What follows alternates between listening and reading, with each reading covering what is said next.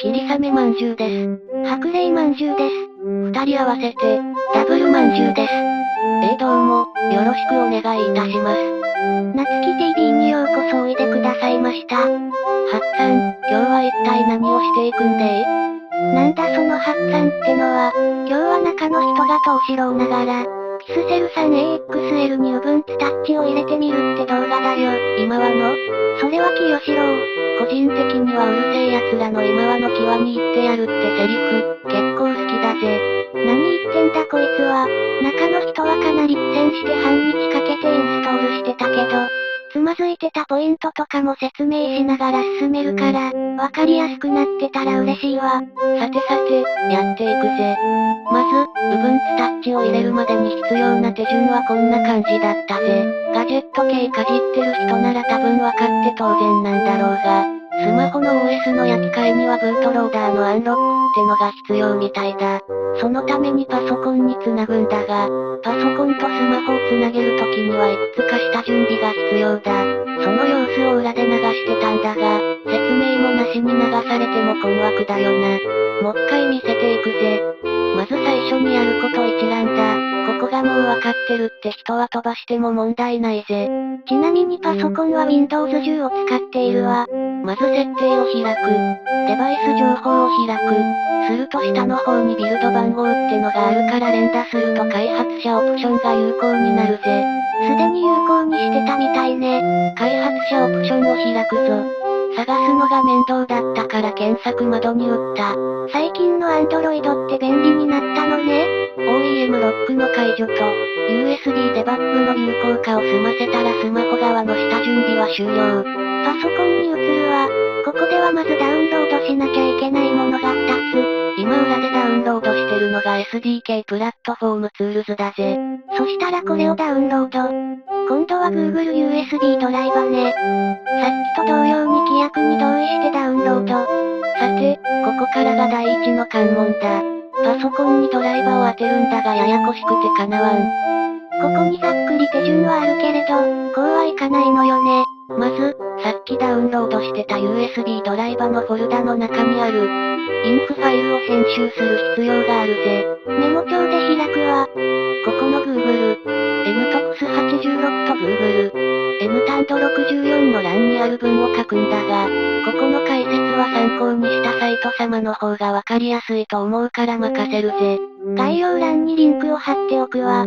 ただここのサイトのやり方だけじゃ不十分で、テストモードに入ってドライバーを当てないと、指定されたカタログファイルにファイルのハッシュがありませんって言われるんだ。管理者権限でコマンドプロンプトに入って、この文字列を入力。デバイスマネージャーのポータブルデバイスからピスセル 3AXL を右クリック。ドライバーの更新を押してコンピューター上の利用可能なドライバーの方を押す。ディスク使用を押して、インフファイルのパスを入力。ちなみに作業開始からここに来るまで4時間かかったわ。まあ調べたり聞いたりしながらだからな。ここで次へ押して、ソフトウェアをインストールを押す。するとインストールできるってわけだな。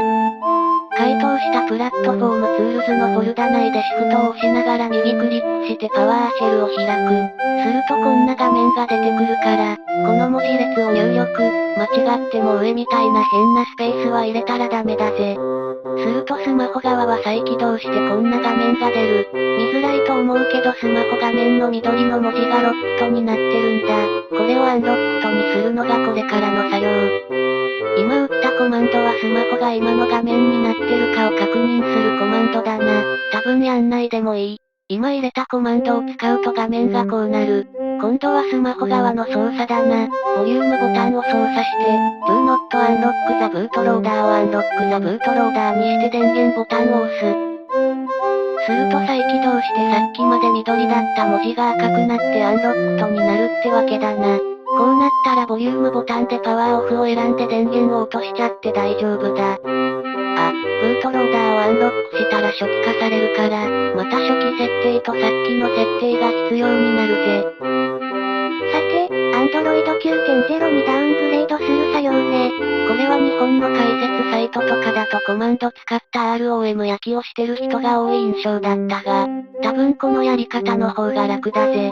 今やった通り、Pixel 3AXL 要 9.0.0 の最終版の、リンクではなくフラッシュを開くわ。チロームの方が潔げなことを書いてあったからチロームにしてみるわ。これは、ポップアップをブロックしてるとできないよって警告だったな。許可してあげましょう。で、ADB アクセスを許すを選択。少し下に行ってやると、あとはニューデバイスが出るので、Pixel 3AXL を追加してあげるわ。確かここでスマホ側で USB デバッグの許可のポップアップが出てたな。許可してやればこう。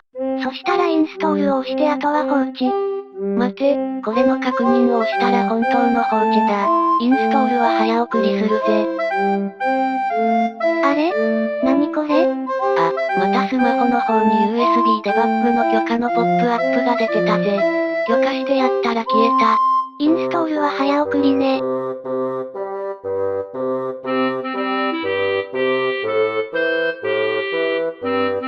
ほい、終わったぜ。いよいよ本命の Ubuntu Touch のインストールね。UB ポーツインストーラーを入手するぜ。使ってる環境に合わせてダウンロード。うちは Windows だね。ダウンロードしたインストーラーを開いて、セレクトデバイスのところから Pixel 3AXL を選ぶぜ。それで進めていくぜ。ここはアンロックと押してやれば進むぜ。まあ、あとは時々指示に従って操作するだけでインストールはできちゃったぜ。今日の操作の中で一番楽だったかもな。そしてこれがインストールが済んだところよ。ちょうどこのタイミングでカメラのバッテリーが落ちて慌てて iPhone で撮ったぜ。ついに憧れの Ubuntu Touch フォンが完成したわ。初期設定も済ませてついに起動したぜ。やっぱりこの UI かっこいいわね。ウプ主はしばらくメイン機に使うつもりっぽいが、必要なアプリをいくつか入れたいよな。Ubuntu Touch インストール後の作業でつまずいたところを紹介するぜ。まず、Wi-Fi には繋がるんだがモバイルデータ通信ができない問題だ。アクセスポイントの設定を正しく行うことでなんとかなったぜ。ただ、新規追加がどうしてもうまくできなかったから先にあったものを今のキャリアに合わせて編集しと感じだがな。それから、今映像で動かしてる Android エメオイドロイドの設定だね。これは単純に Android の設定に詳しくなかったのが原因だけれど、初期状態では画面下部のナビゲーションバーが隠れてしまい戻る操作ができなかったの。それは Android 設定側でジェスチャモードとかにしてやったらなんとかなったわ。さて、Google が信用できないからって Android を消し飛ばしたいと思っている視聴者初心にはなぜ Android エミュなんか入れるのか疑問に感じている人は少なくないだろう。しかしだ、現代社会の主力なコミュニケーションツールである LINE が使えないことは Ubuntu Touch にとって大きなハンディキャップではなかろうか。つまりだ、私が言いたいのはこういうことだ。そもそもに Google を信用できんやつは YouTube なんか見てないから平気だと。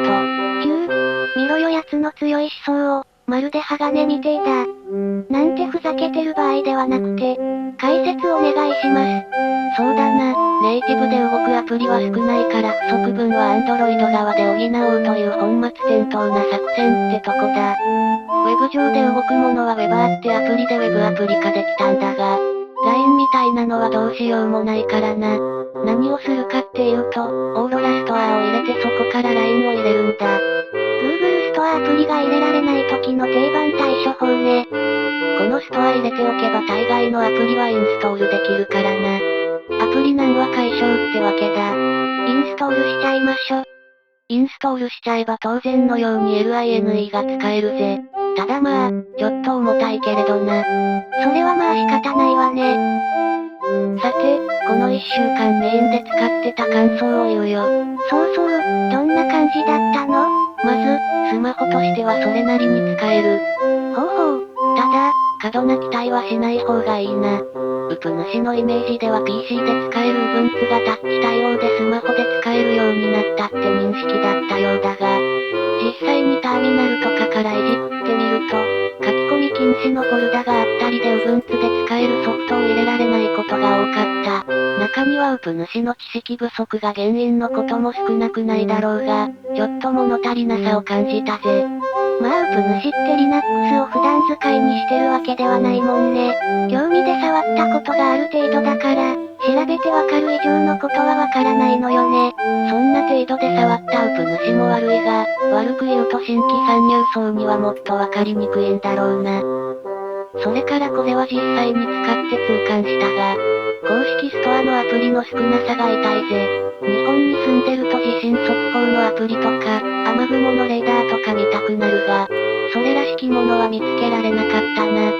まあ仕方ないことね。ただでさえアプリは多くないし、まして日本にピンポイントに対応したアプリには期待できないわ。あとは、今映像で使ってるこのキーボード。すこぶる使いづらいんだよな。それはどんなところが？濁点半濁点小文字をタッチで変えられないんだ。それから、スペースがその濁点半濁点のところに配置されてるのもマイナスだな。ああ、それは不便ね。一度文字を確定しないとスペースは使えないし、濁点半濁点小文字のフリップ方向は感覚的にわかりにくいものね。不満点はそんなもんじゃないかな。いいところは、スマホの体はなせていること。ウェイドロイドに助けられてる感は否めないが、LINE と YouTube、Twitter、それからブラウジングと PDF 閲覧くらいができれば満足なウプ主には不便はなかったようだぜ。Twitter と YouTube は公式ストアから Web アプリがダウンロードできるみたいだけど、LINE の比重は大きいわね。さっきちょっと話したが、ボイドロイドはあまり使いやすくもないからな。